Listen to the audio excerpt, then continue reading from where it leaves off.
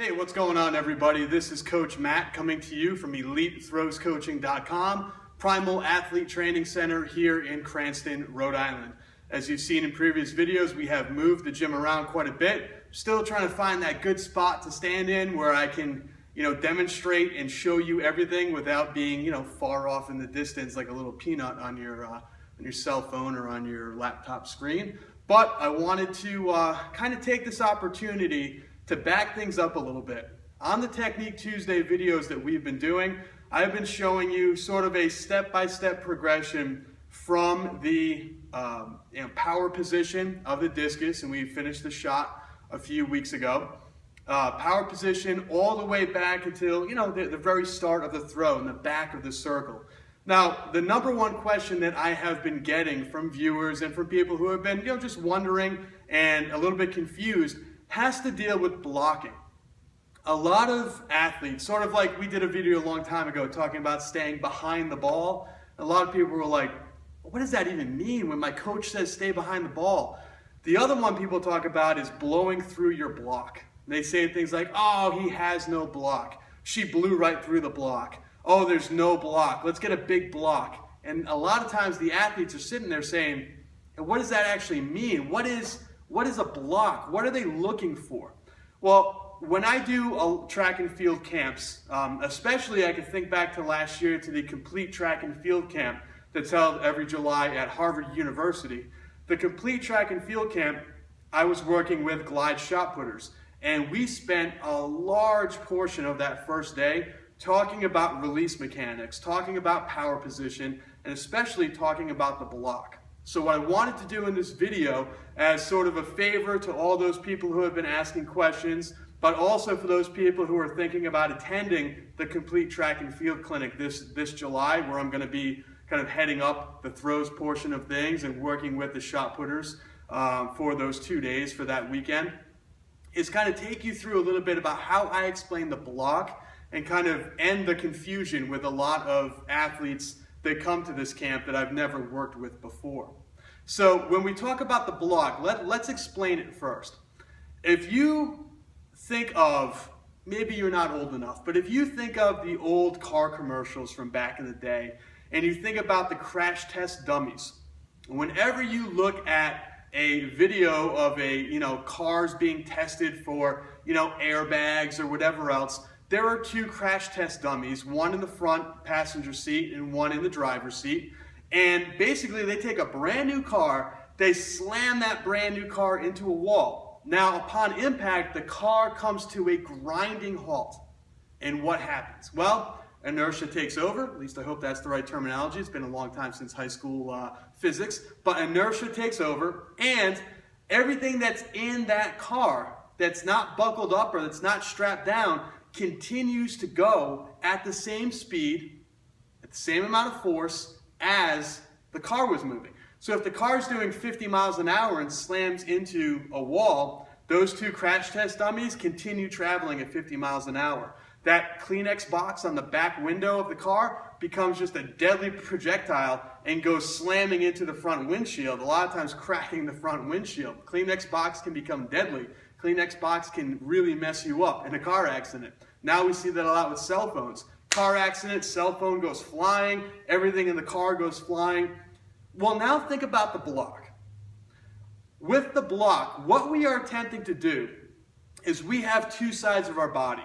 As a right-handed thrower, the way that I explain this to athletes, and maybe it's different for coaches out there, but the way that I explain it to athletes is that you have a throwing side or a power side, and you have a non-throwing side, which is your blocking side.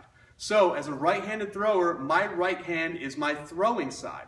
My left side is my blocking side. So right side, throwing, left side, blocking. Now, let's talk about the block. Let's see what this looks like.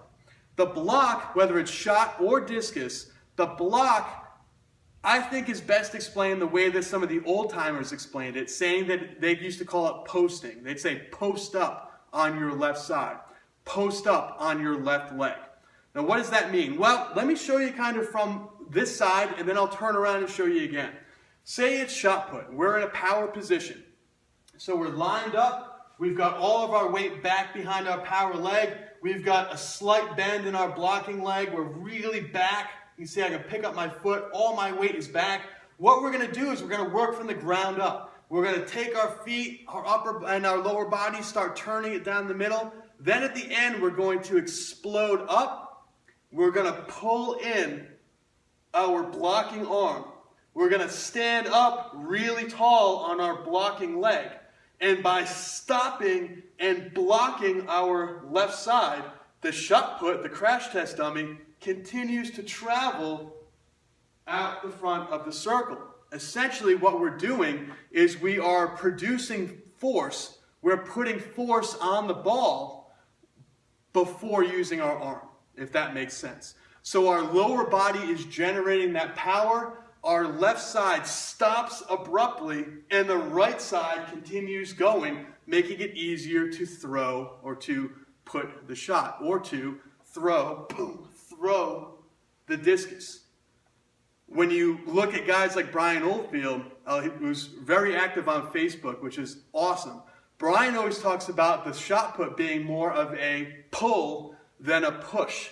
You want to really pull that left side, get active with your left side, and block to get the ball moving, to get the shot moving. Transferring power from your body into the ball.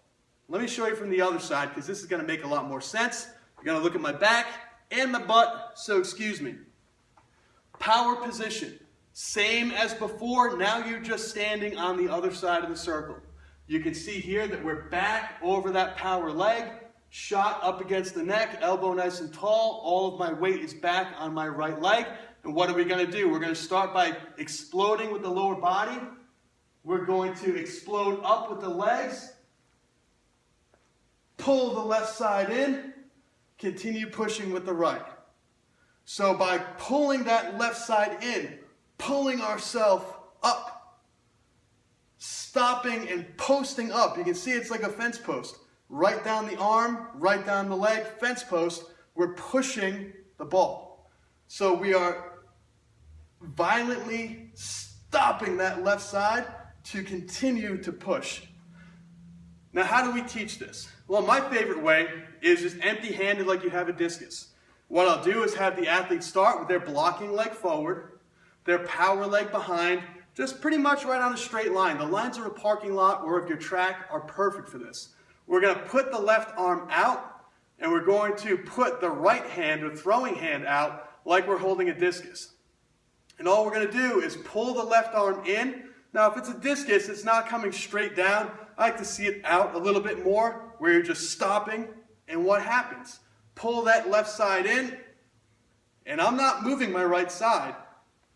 I'm pulling so hard on my left that it's creating that stretch reflex. Pull, push. So in order to get the block, it's 1, 2. Pull, push. Pull, push. Pull, push. It's not at the same time. At the same time. Pull, push. Now, where do you teach this to your athletes? Well, you teach this to your athletes in their throwing specific warm-up. And we talk about this quite a bit. Typically, what I hope is happening is that you are doing a general team warm-up with your entire team, a general team warm-up for about 10 minutes at the very beginning of practice.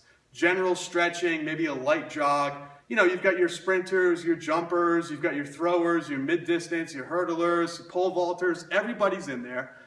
Then after 10 minutes, and hopefully only 10 minutes, you break off into your groups. Sprinters go with the sprints coach, throwers go with the throws coach, distance goes with distance coach. Hopefully you have some coaches who are doing this. And then you do a throwing specific workout, warm-up I should say. Throwing specific warm-up. And that's where you start doing your release drills. Shot up against the neck, pull, push. Shot up against the neck, pull, push. Shot up against the neck, turn, slap, pull, push. Shot up against the neck, slap, pull, push. Then you can go back into your power positions. You don't have to be in the circle. You can do this back and forth to each other. Go back into your power positions and talk about turning the feet, slap, pull, push. You can talk about getting back and going through everything there properly before getting in the circle. That way you can get maybe 20, 30 releases back and forth real quick to reinforce blocking, reinforce pulling that left side in, abruptly stopping that left side, and pushing. Another way I like to describe it is I tell athletes to try to punch themselves in the shoulder. So when they're coming through, they try to punch themselves in the shoulder. That sometimes helps to get the hips up, chest back, push against the ball. So there's a lot of different ways. It's different for everybody. But hopefully this kind of puts that final explanation on what actually is a block. A lot of people don't understand that blocking is that abrupt stoppage to allow the power side, the throwing side, to continue traveling just like the crash test dummy, just like the Kleenex box that's in the back of the car. We want to make sure that we abruptly slam the car, our blocking side, we slam the car into the wall to allow the shot or the discus to continue traveling with all that force. If you don't stop, it's not going to be transferred, and you're going to end up arming it, blowing through the block, or not having a block at all, as some coaches say. All right, hopefully this explains it. Guys, make sure, I know we said it in the link before the video, but make sure you check out Complete Track and Field. Complete Track and Field, along with the Elite Throws coaching camps, they are phenomenal camps to send your athletes to. The links are right down below this YouTube video and also at the very beginning of this video. I am at both the Complete Track and Field camp at Harvard in July, as well as the other camps that I do all around the East Coast. Make sure if you're in the area, come check us out. The price is fantastic, it's super cheap, and you're able to get a ton of instruction surrounded by other athletes who really want to learn and really want to be there. It's a great training environment. Make sure, go to CompleteTrackandField.com or EliteThrowsCoaching.com and see what camps we have to offer.